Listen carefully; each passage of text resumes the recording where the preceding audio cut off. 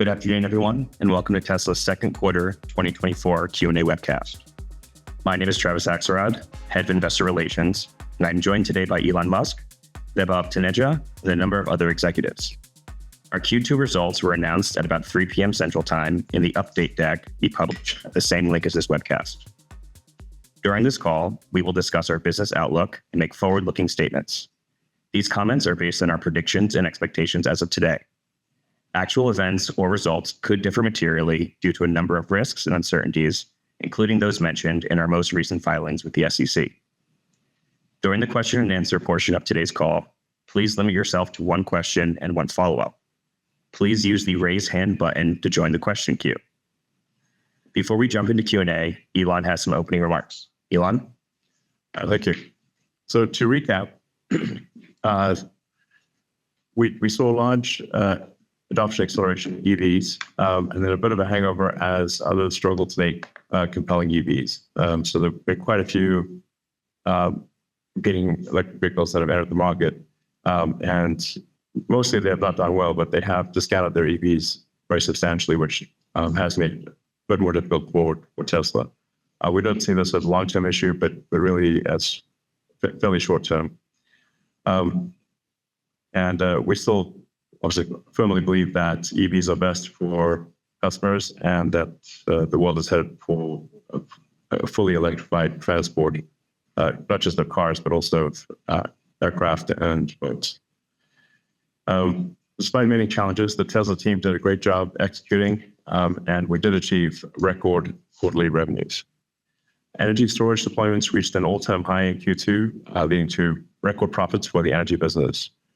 And we're investing in many future projects, including AI training and inference, and a great deal of infrastructure to support future products. We won't get too much into the product roadmap here because that is reserved for product announcement events. But we are on track to deliver a more affordable model in the first half of next year. Really, by far, the biggest differentiator for Tesla is autonomy. In addition to that, we have scale economies, and we're the most efficient electric vehicle producer in the world. So,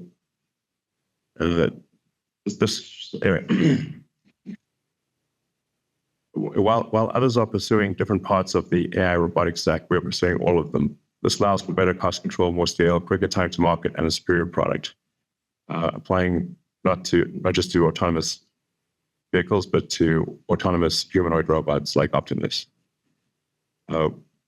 Regarding full self-driving and robotaxi, we've made a lot of progress with full self-driving in Q2, and with version 12.5 beginning rollout, we think customers will experience a step change improvement in how well supervised full self-driving works.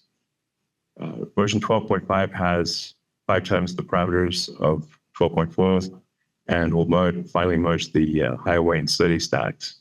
So the highway stack is still, at this point, is pretty old. So often the issues people encounter are on the highway, but with 12.5, we finally merged the 2 stacks. I still find that most people actually don't know how good the system is. And I would encourage anyone to understand the system better to simply try it out and let the car drive you around. One of the things we're going to be doing just to make sure people actually understand the capabilities of the car is when delivering a new car and when picking up a car for service, to just show people how to use it and just drive them around the block. Once people use it at all, they tend to continue using it. So it's very compelling, and then this, I think, will be a massive demand driver. Even unsupervised full self-driving will be a massive demand driver. And as we increase the miles between intervention, it will transition from supervised full self-driving to unsupervised full self-driving, and we can unlock massive potential in the fleet. we postponed the sort of robotaxi with to product unveil by a couple months, where it's shifted to 10/10, so the 10th of October. And this is because I wanted to make some important changes that I think would improve the vehicle, the sort of the robotaxi, the main thing that we're going to show, and we're also going to show off a couple of other things. So moving it back a few months allowed us to improve the robotaxi, as well as add in a couple other things for the product unveil.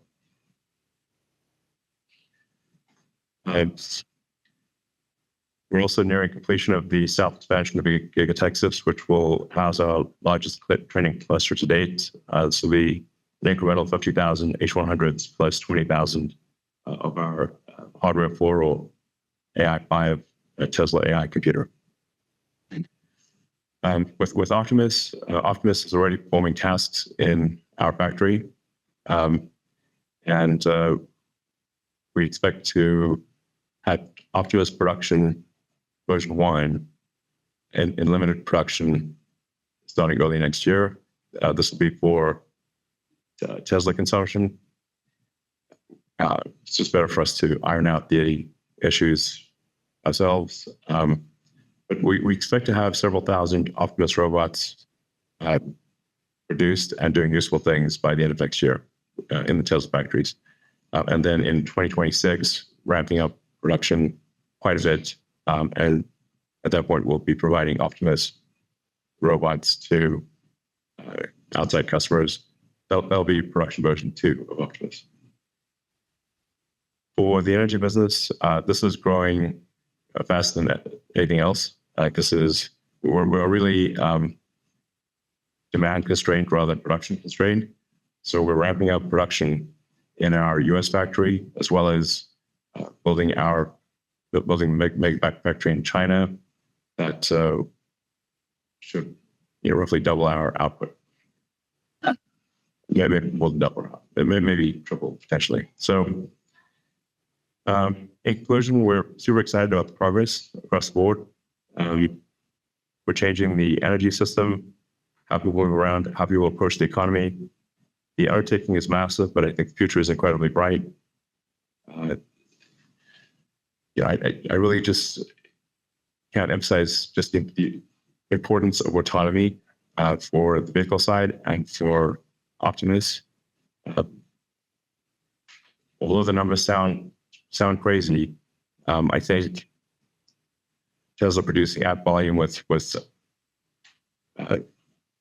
unsupervised MSD, essentially enabling the fleet to operate like a giant autonomous fleet, and it takes the valuation, I think, to some pretty crazy number. ARK Invest thinks on the order of $5 trillion. I think they're probably not wrong.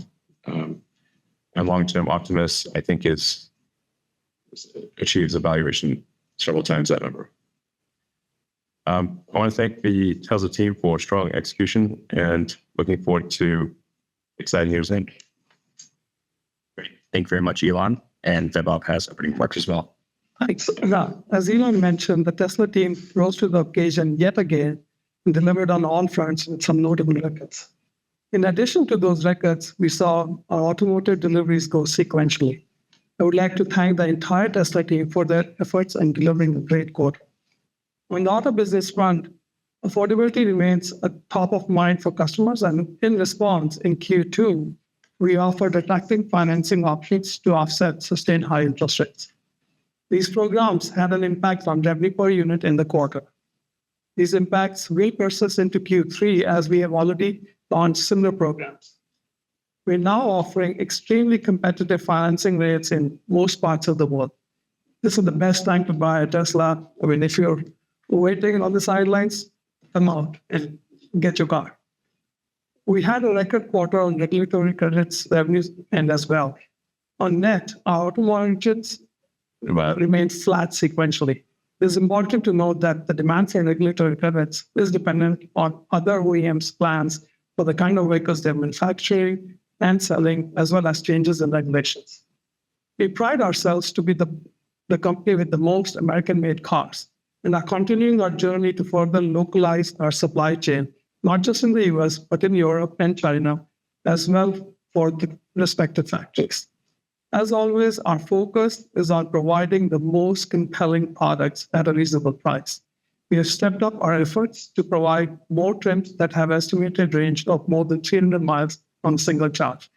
We believe this, along with the expansion of our supercharging network, is the right strategy to combat range anxiety. Since the revision of FSD pricing in North America, we've seen adoption rates increase meaningfully and expect this to be a driver of vehicle sales as the feature set improves further. Cost per vehicle declined sequentially when we remove the impact of Cybertruck. While we are experiencing material costs trending down, note that there is latency on the cost side, and such reductions would show up in the P&L when the vehicles built with these materials get delivered. Additionally, as we get into the second half of the year, it is important to note that we are still ramping Cybertruck and Model 3 and are also getting impacted by varying amounts of tariffs on both raw materials and finished goods. While our teams are working feverishly to offset these, unfortunately, it may have an impact on the cost in the near term.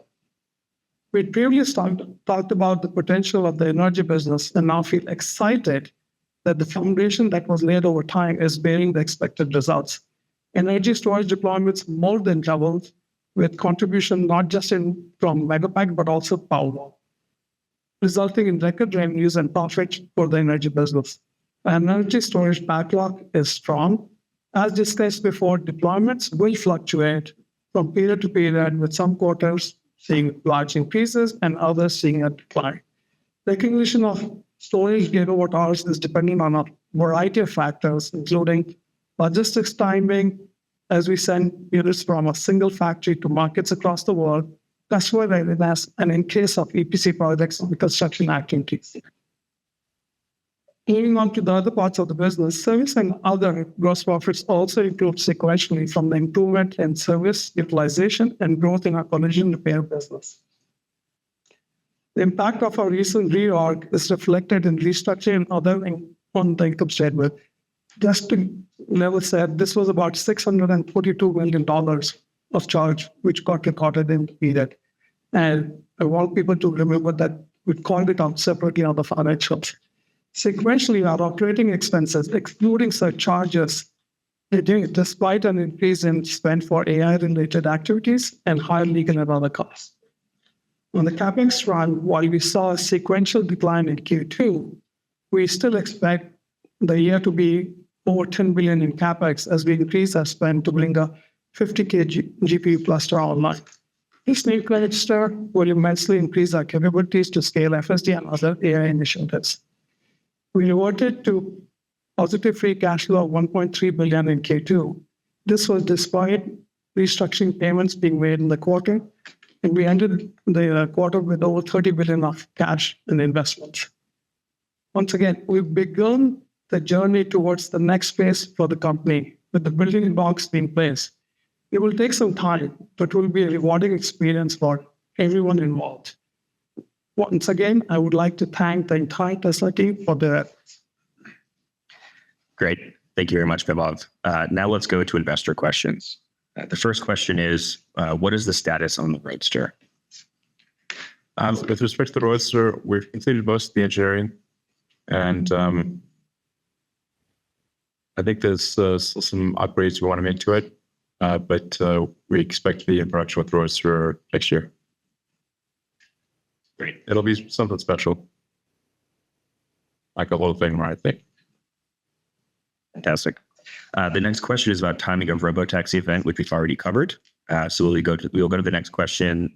When do you expect the first robotaxi ride?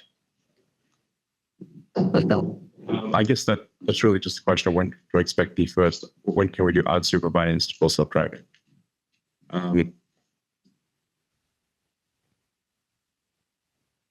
It's difficult. Obviously, my predictions on this have been overly optimistic in the past. So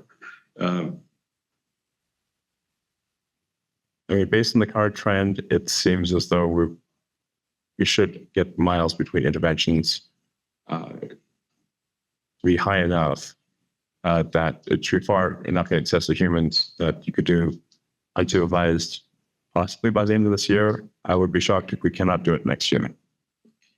So next year seems highly probable to me based on point simply plus the points of the curve of miles between intervention. That trend exceeds humans for sure next year. So, yeah. Thank you very much. Our third question is, the Cybertruck is an iconic product that wows everyone who sees it. Do you have plans to expand the cyber vehicle lineup to a cyber SUV or cyber van?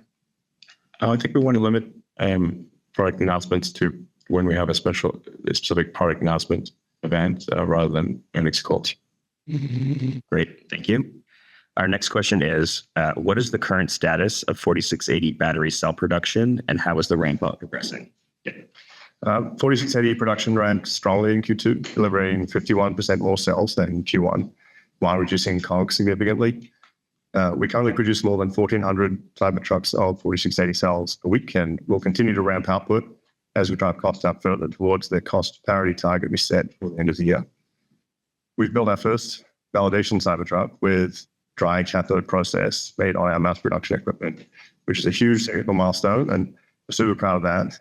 We're on track for production launch with dry cathode in Q4, and this will enable cell costs to be significantly below available alternatives, which was the original goal of the 4680 program.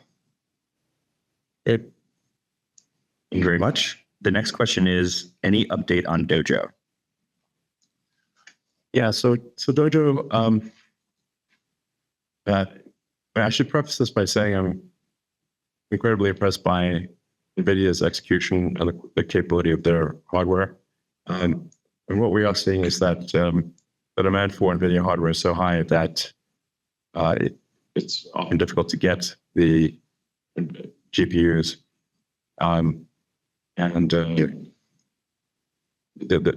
Just say this, I guess I'm quite concerned about actually being able to get state-of-the-art NVIDIA GPUs when we want them. I think this therefore requires that we put a lot more effort on Dojo in order to ensure that we've got the training capability that we need.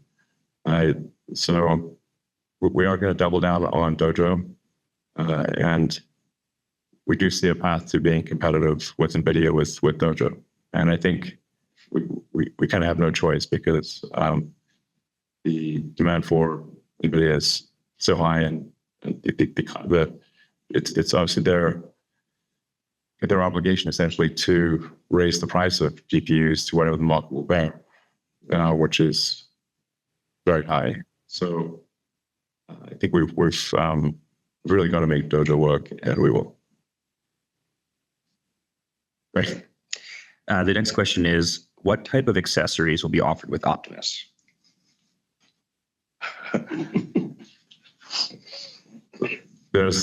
Optimus is intended to be a generalized humanoid robot with a lot of intelligence. So it's like saying, what kind of accessories will be offered really human? It's just really intended to be able to be backwards compatible with human tasks. So it would, use any accessories that a human would use. Yeah.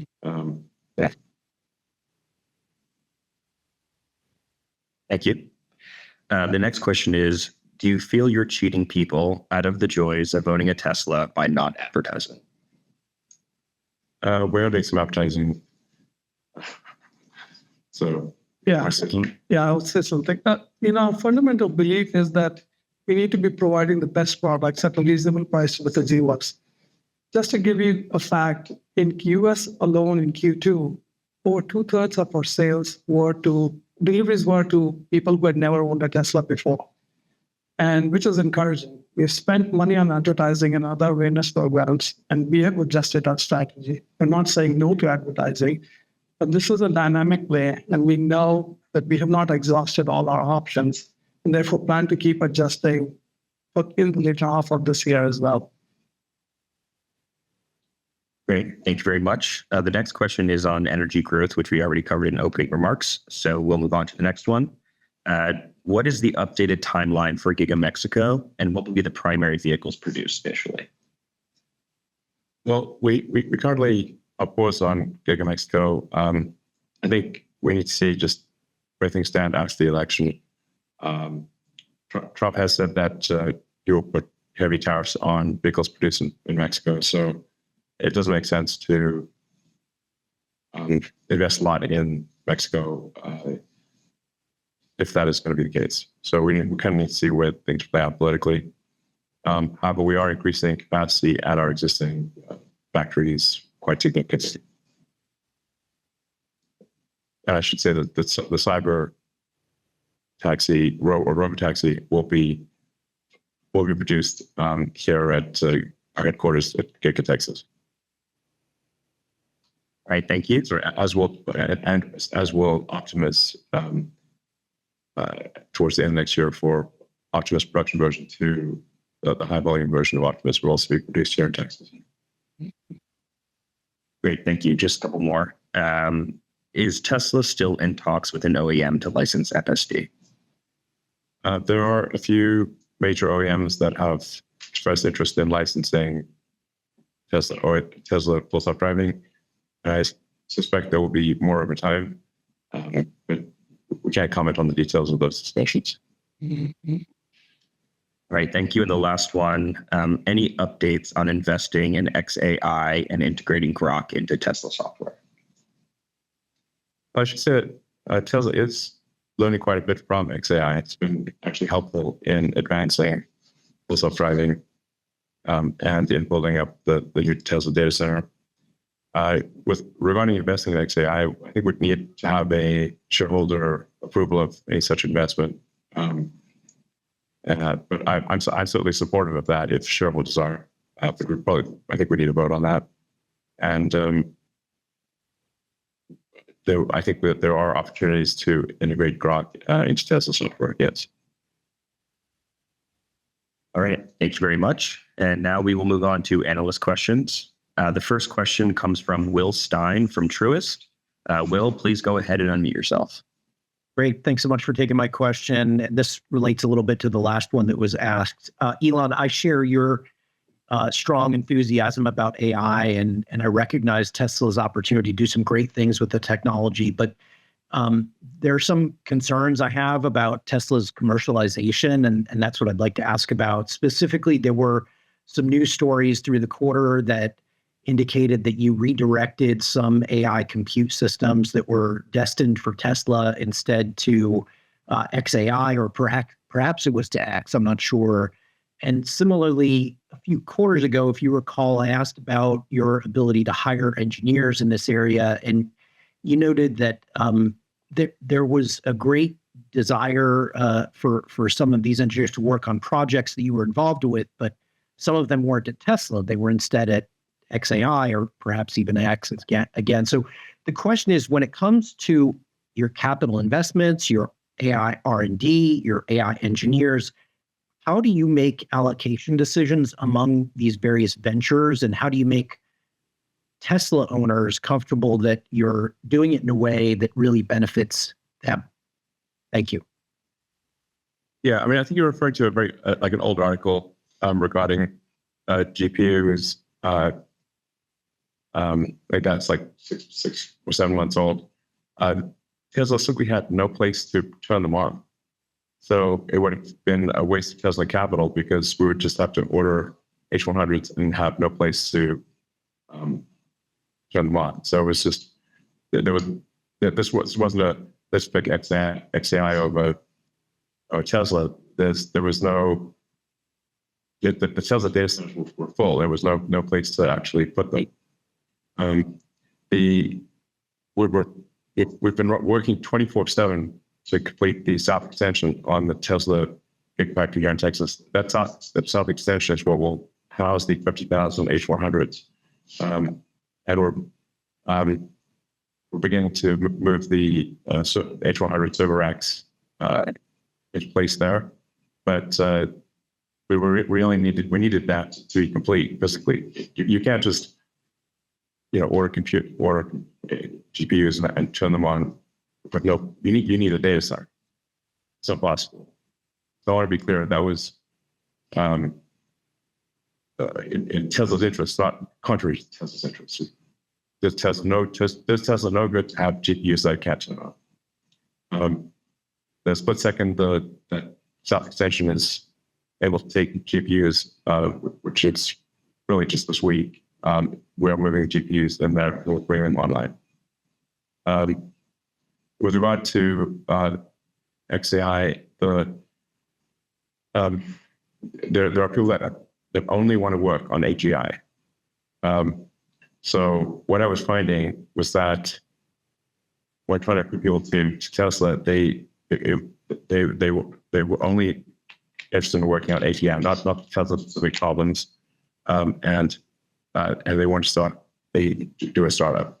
So it was a case of either they go to a startup or and I'm involved, or they do a startup and I'm not involved. Those are the two choices.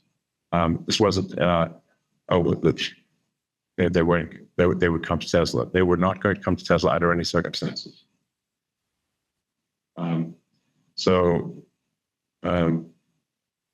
Yeah. Yeah, I mean, I would even add that, AI is a broad spectrum, and there are a lot of things which, we are focused on full self-driving as Tesla and also Optimus. But there's the other spectrum of AI which we're not working on. And that's the kind of work which other companies are trying to do, in this case, XAI. So you have to keep that in mind, that it's a broad spectrum. It's not just one specific thing. Yeah, once again, I want to just repeat myself here. I tried to recruit them to Tesla, including to say, you can work on AGI if you want, and they refused. Only then was XAI great.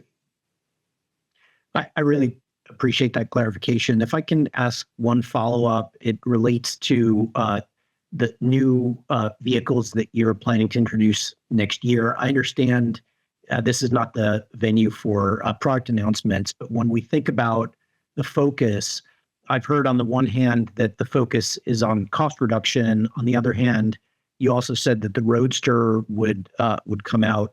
Should we expect other, maybe more limited variants, similar to the cars that you make today, but with some changes or improvements or different, some other variability in the form factors? Should we expect that to be a significant part of the strategy in the next year or two?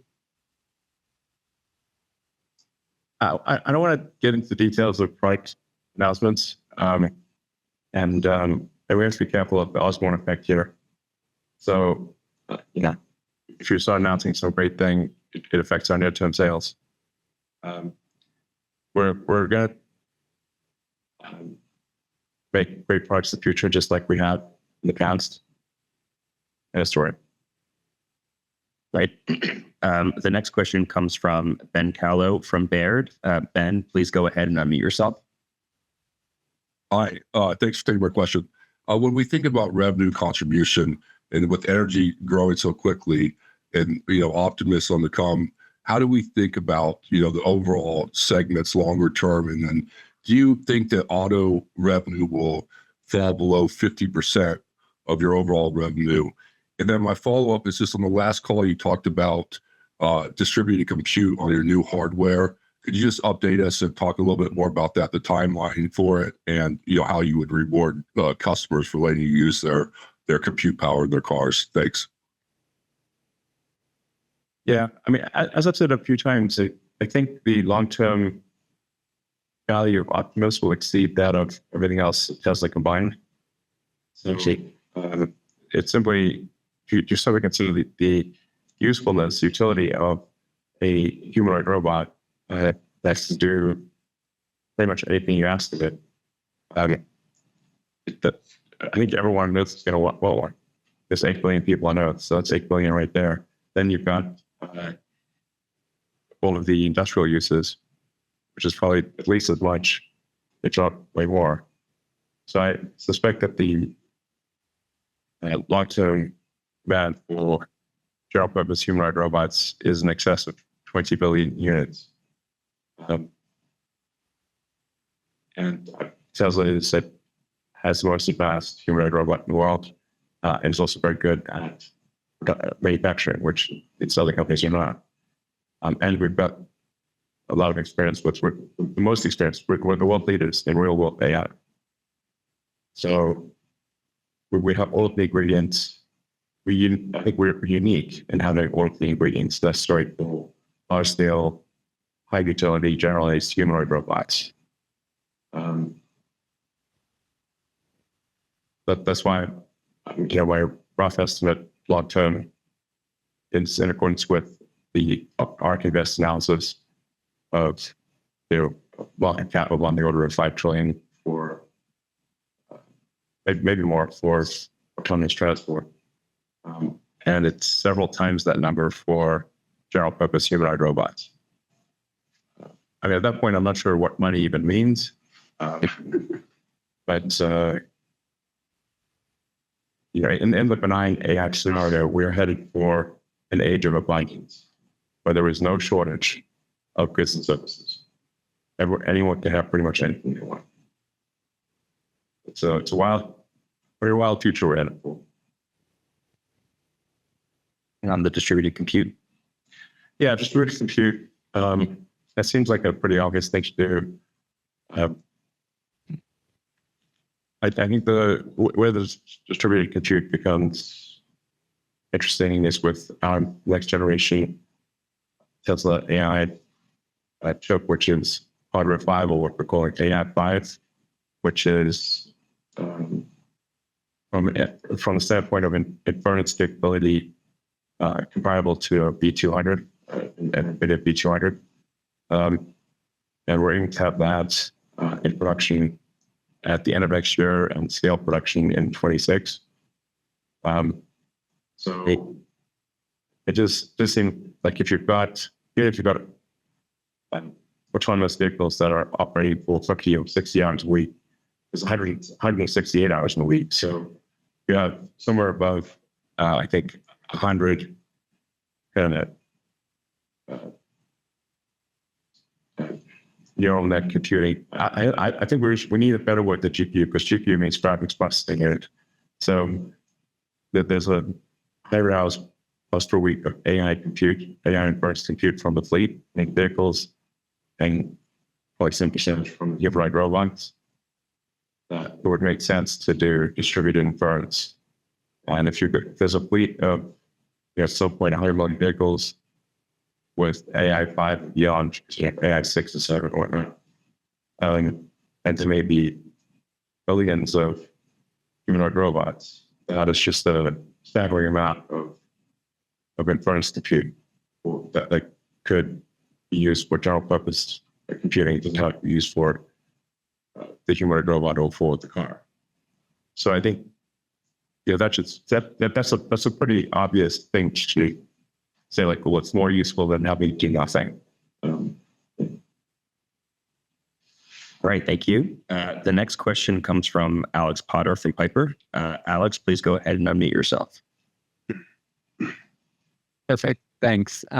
Wanted to ask a question on FSD licensing. You mentioned that in passing previously. Was just wondering if you can elaborate maybe on the mechanics of how that would work. I guess presumably this would not be some sort of simple plug and play proposition that presumably an OEM would take, several years to develop its own vehicle platform that's based on FSD. I imagine they would need to adopt Tesla's electrical architecture, compute, sensor stack. So correct me if I'm sort of misunderstanding this, but if you had a cooperative agreement of some kind with another OEM, then presumably it would take you several years before you'd be able to recognize licensing revenue from that agreement. Is that the right way to think about that?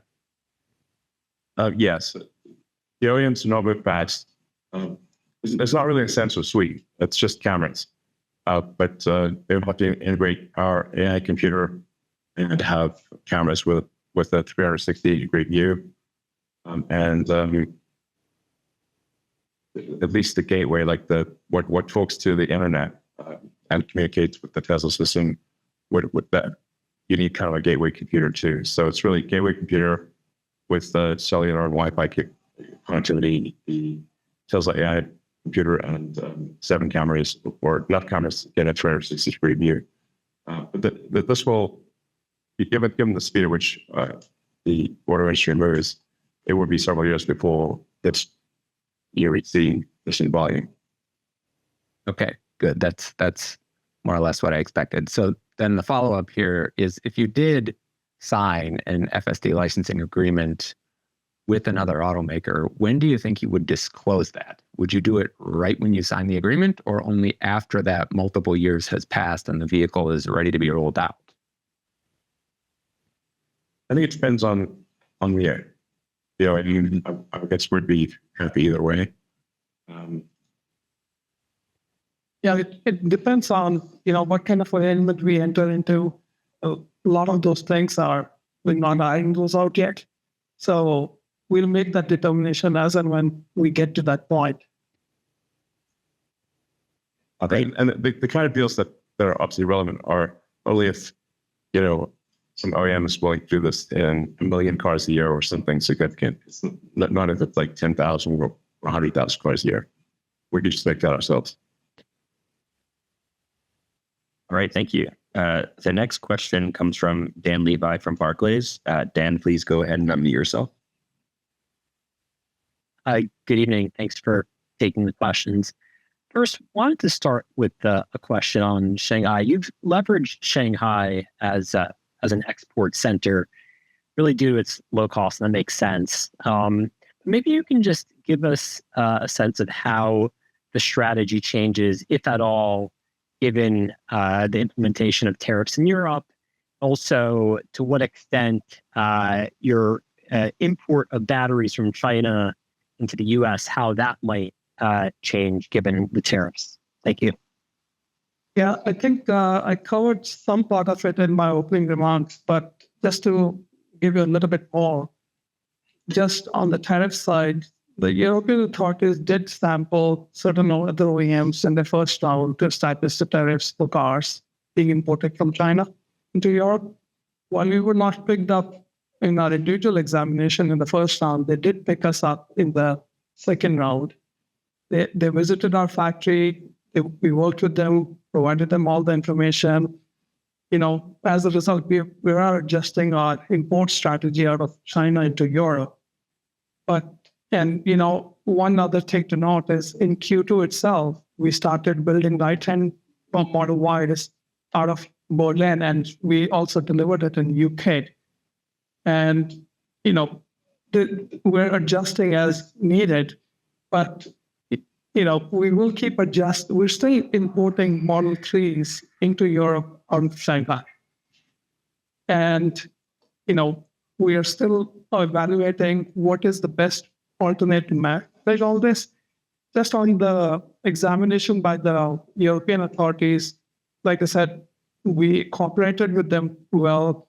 We are confident that we should get a better rate than what they have imposed for now. But this is literally evolving, and we are adjusting as fast as we can with this. It is. I would also add that,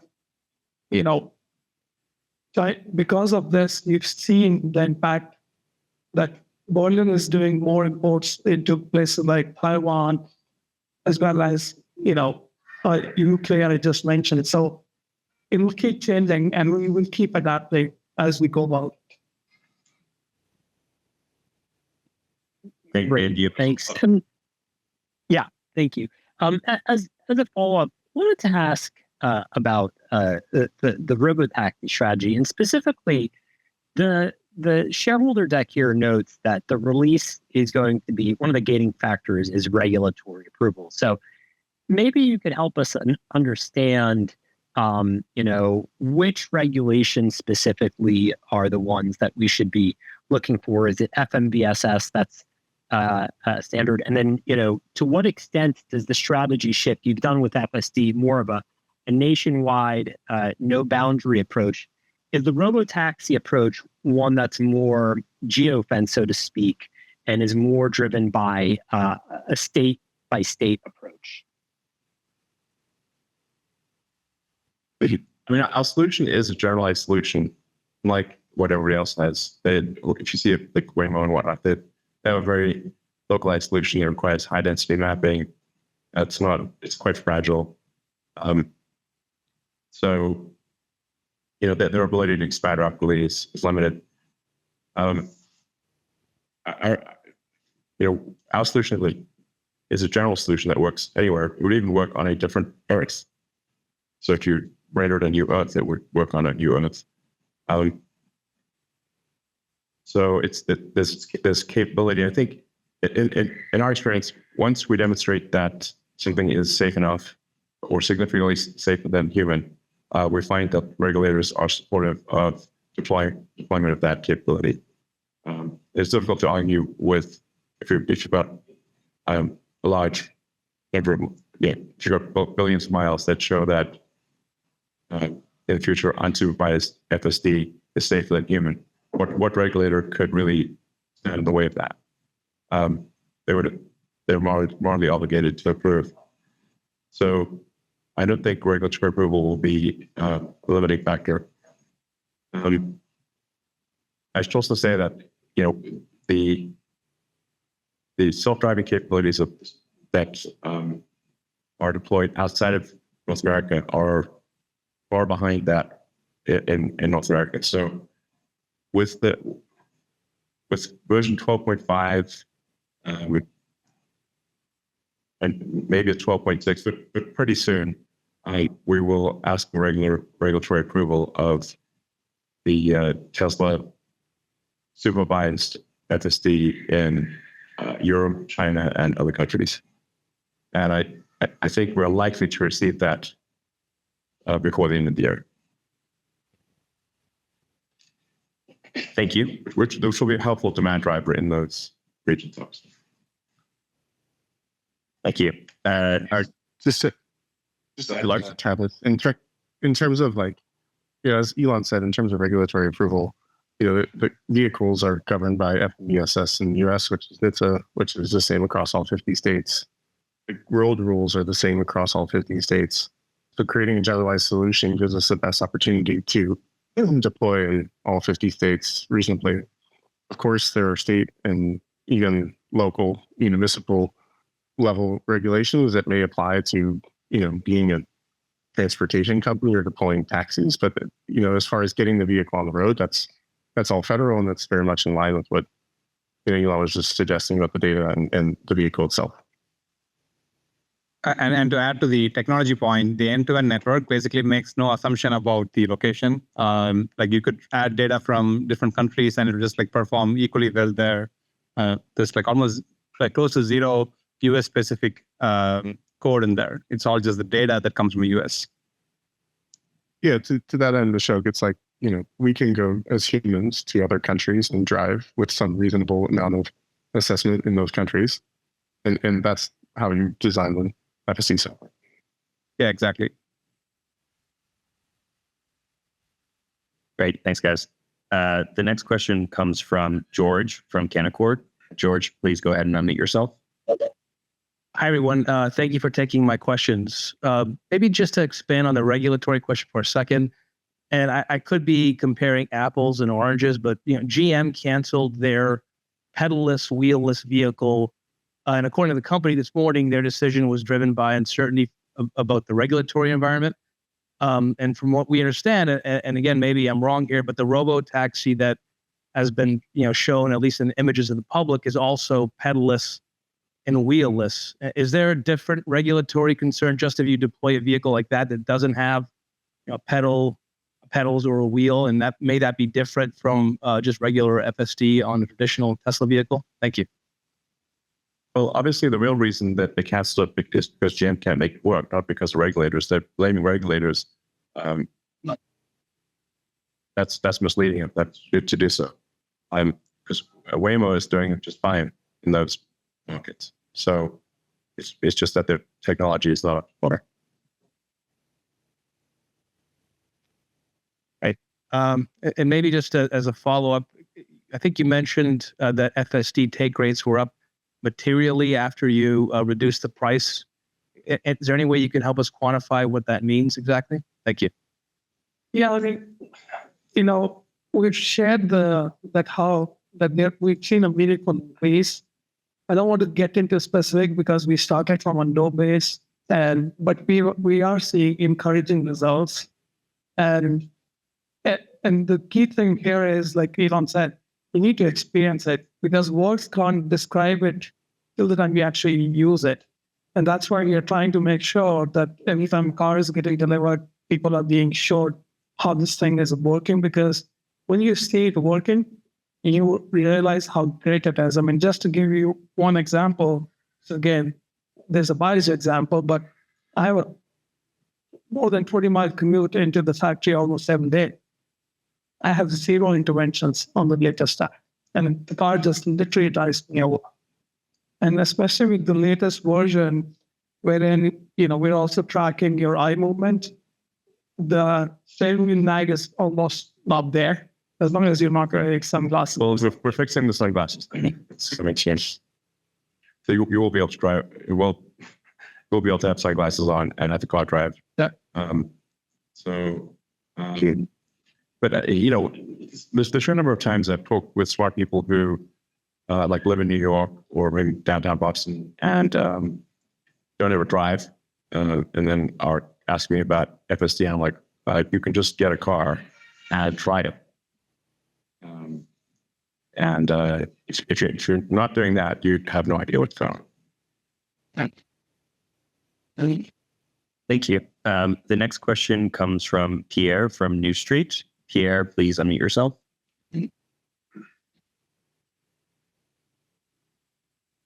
Hey guys, thank you for taking my question. So it's on robotaxi again, and I completely get it that with a universal solution, we will get like regulatory approval. We get there eventually, clicking up miles and compute, etc. And my question is more, how you think about deployment? Because I'm thinking once you have a car that can drive everywhere, that can replace me, it can replace a taxi. But then to do the ride-hailing service, you need a certain scale. And that means a lot of cars on the road. And so you need an infrastructure to just maintain the cars, take care of them, etc. And so my question is, are you already working on that? Do you have already an idea of what your plan to deploy looks like? And is that like a Tesla only plan, or are you looking at partners, local partners, global partners to do that? And I'll have a quick follow-up. Yeah, this should just be the Tesla network. You just literally open the Tesla app and summon a car, and we send a car to pick you up and take you somewhere. We'll have a fleet that's on the order of 7 million that are capable of autonomy soon. In the years to come, it'll be over 10 million and over 20 million. This is an immense scale. And the car is able to operate 24/7 like the human driver. So the capability to there's this basically instant scale with a software engine. And now this is for a customer-owned fleet. So you can think of that as being a bit like Airbnb. You can choose to allow your car to be used by the fleet, or cancel that and bring it back. It can be used by the fleet all the time. It can be used by the fleet some of the time, and then Tesla would share on the revenue with the customer. But you can think of the giant fleet of Tesla vehicles as like the giant Airbnb equivalent fleet, Airbnb on wheels. Then in addition, we would make some number of cars for Tesla that would just be owned by Tesla. It'd be that fleet. I guess that would be a bit more like Uber. But this would all be the Tesla network. And there's an important clause we've put in every Tesla purchase, which is that the Tesla vehicles can only be used in the Tesla fleet. They cannot be used by a third party for autonomy. Okay. And do you think that scales like progressively? So you can start in a city with just a handful of cars and you grow the number of cars over time? Or do you think there is like a critical mass you need to get to be able to offer like a service that is of competitive quality compared to what like Uber would be typically delivering already? I guess I'm not conveying this correctly. The entire Tesla fleet basically now becomes active. This is obviously, maybe there's some number of people who don't want their car to earn money, but I think most people will. It's instant scale. Thank you. Our next question comes from Colin from Oppenheimer. Colin, please unmute yourself.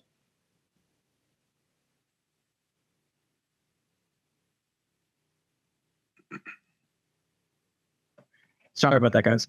I've got two questions around energy storage. With the tight supply and the stationary storage, can you talk about your pricing strategy and how you're thinking about saturation in given geographies, given that some of these larger systems are starting to shift wholesale power markets in a pretty meaningful way quickly? So we are working with a large set of players in the market, and our pipeline is actually pretty long, and there's actually long end in terms of where you enter into a contract to where delivery starts happening. And then so far we have good pricing leverage, and now Mike chime in on this too.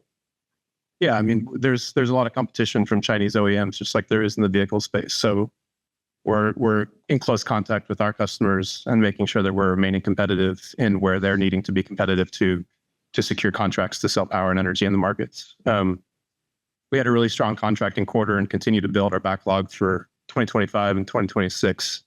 So we feel pretty good about where we are in the market. We realize that competition is strong, but we have a pretty strong value proposition with offering a fully integrated product with our own power electronics and site level controls. So yeah, and again, the aspect which people do not fully understand is that there's also a little software stack which comes with our Megapack, right?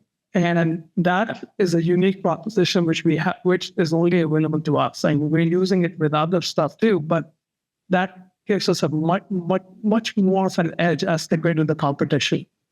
Yeah, we find customers that they can sort of put together a hodgepodge solution, and then sometimes they'll pick that solution, and then that doesn't work, and then they come back to us.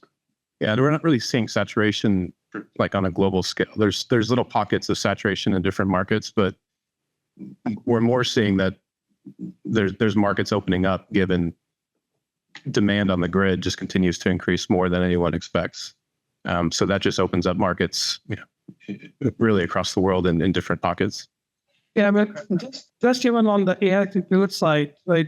These GPUs are really power hungry, and the amount of new pipeline which we're getting for people for data center backup and things like that is increasing at a pretty large scale. Yeah. And then the follow-up is something around 4680 process technology, and the Volderable process. There's some news around your equipment suppliers. Can you talk about how far along you are in potentially qualifying an incremental supplier around some of those critical process technology steps? Yeah, I can talk about that. As you're probably referring to the lawsuit that we have with one of our suppliers. Look, I don't think this is going to affect our ability to roll out 4680. We have very strong IP position in the technology, and the majority of the equipment that we use is in-house designed and some of it's in-house built. And so we can take our IP stack and have someone else build it if we need to. So that's not really a concern right now. Yeah. I think people don't understand just how much demand there will be for grid storage. They really just like the people, I think, are underestimating this demand by probably orders of magnitude.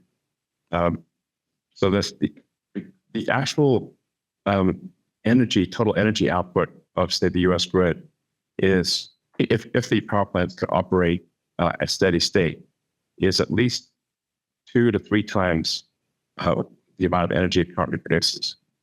Because there are huge gaps. There's a huge difference in the from peak to trough in terms of energy or power generation. So, in order for a grid to not have blackouts, it must be able to support the load at the worst minute of the worst day of the year, the coldest or hottest day, which means that for the rest of the time, the rest of the year, it's got massive excess power generation capability, but it has no way to store that energy.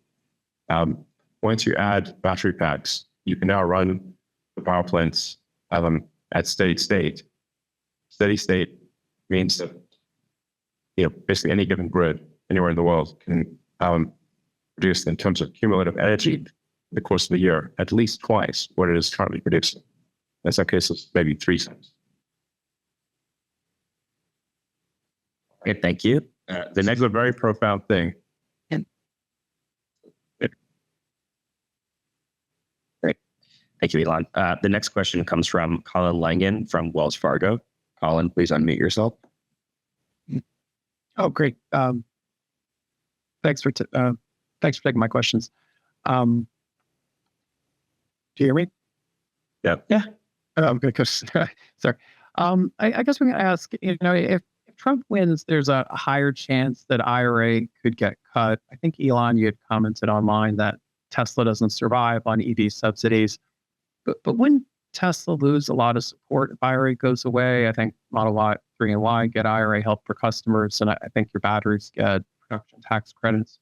So just one, can you clarify if IRA ends, would it be a negative for your profitability in the near term? Why might it not be a negative? And then, any framing of the current, support you get IRA related. I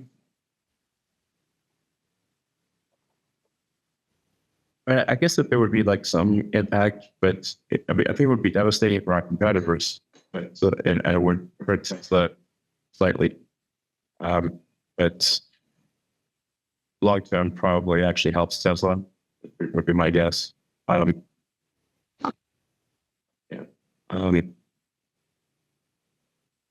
and I've said this before on earnings calls, the value of Tesla overwhelmingly is autonomy. These other things are in the noise relative to autonomy. So I recommend anyone who doesn't believe that Tesla will solve vehicle autonomy should not hold Tesla stock. They should sell their Tesla stock. If you believe Tesla will solve autonomy, you should buy Tesla stock. And all these other questions are in the noise.